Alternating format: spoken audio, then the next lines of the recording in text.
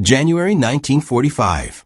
A dimly lit command trailer in Zandhoven, Belgium. The air is thick with the smell of wet wool and stale cigarette smoke. Outside, the Battle of the Bulge is finally dying down, the snow stained black with powder burns. Inside, Field Marshal Bernard Montgomery sits alone. He is not looking at a map. He is not checking casualty reports. He is staring at a typewriter. His fingers move with precise, lethal intent. Clack, clack, clack. The words appearing on the paper are not orders for an artillery barrage against the Germans. They are a targeted assassination attempt against his own boss, Dwight D. Eisenhower.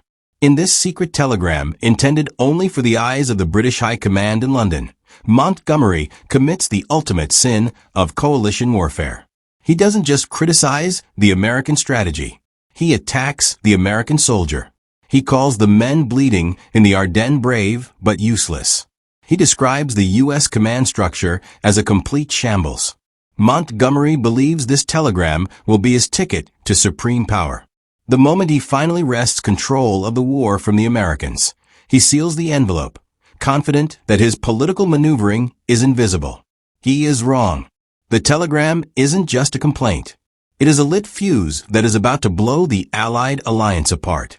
To understand why a British field marshal would stab his American allies in the back while the war was still raging, you have to look past the propaganda reels of smiling generals shaking hands. The so-called special relationship between the U.S. and the U.K. in 1944 was a toxic marriage held together only by a common enemy. On one side was Dwight D. Eisenhower, the chairman of the board. Ike wasn't a tactical genius. He was a manager of egos. He held the coalition together with endless patience, chain-smoking 4 packs of Camels a day, mediating disputes between generals who hated each other more than they hated the Nazis. He represented the new American superpower, industrial, democratic, and overwhelmingly numerous. On the other side was Bernard Montgomery. Monty was the hero of El Alamein, the man who had beaten Rommel. He was brilliant, meticulous, and insufferably arrogant. He represented the fading British Empire, desperate to maintain its prestige in a war it could no longer afford. Monty didn't view Eisenhower as a superior. He viewed him as a nice chap who should be handling logistics, while the real professionals, the British, handled the fighting. For months, the tension simmered beneath the surface. Montgomery believed the war was dragging on because the Americans were too aggressive, too sloppy, and too spread out. He wanted a single concentrated thrust into Germany, led, of course, by him. Eisenhower refused.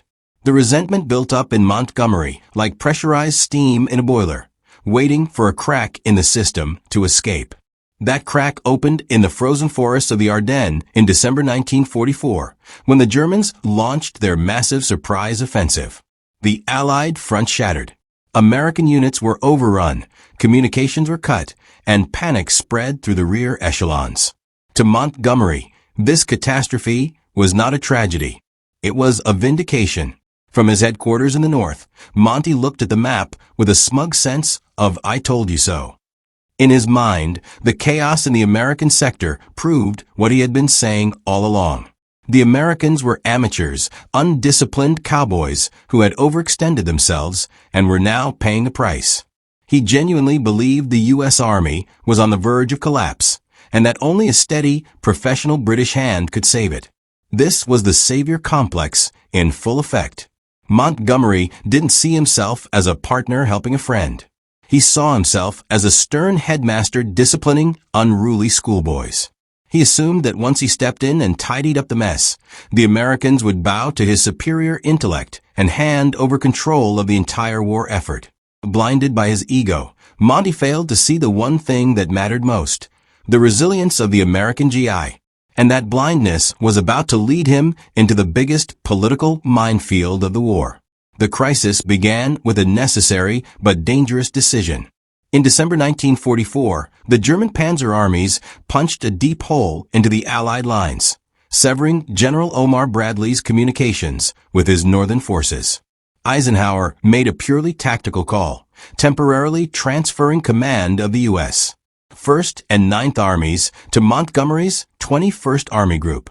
Overnight, Montgomery gained control of 200,000 American soldiers and thousands of tanks. He did not treat this as a temporary loan.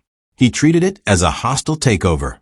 He halted American counterattacks, reorganized the lines with agonizing slowness, and refused to move until every unit was perfectly positioned, while the 101st Airborne fought surrounded at Bastogne, screaming for relief. Montgomery held the northern flank stationary. While his battlefield actions were slow and cautious, his words over the telegraph wires were explosive. He bypassed Eisenhower entirely, sending secret messages to London claiming the Americans were in shambles and demanding full operational control of all Allied ground forces. He attacked not just strategy, but character, calling American troops brave but useless. These telegrams were political dynamite, an attempt to stage a quiet coup against the American High Command. The explosion came not in a bunker, but in front of the world press.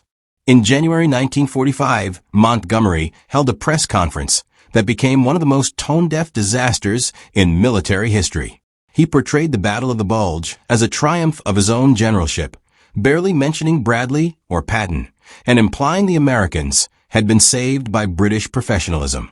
The casualty figures told a different story. Nearly all the blood had been American. When the transcript reached Eisenhower, something finally snapped. For the first time, he drafted an ultimatum to Washington. It was Montgomery or him. The message was never sent. Churchill intervened, recognizing that Britain could not afford to alienate the nation, supplying most of the men, money, and machines. Montgomery was given 24 hours to apologize or be finished. That night, the arrogant warlord was gone. Montgomery wrote the hardest letter of his life, acknowledging the courage and fighting spirit of American soldiers and signing it as Eisenhower's very devoted subordinate. The crisis passed, but the damage was permanent. Montgomery kept his command, but lost his influence. From that point forward, the war would be fought the American way. History remembers the Battle of the Bulge for the snow, the courage, and the sacrifice. But its most dangerous moment didn't happen in a foxhole. It happened in a telegram office, where words nearly destroyed the alliance that won the war.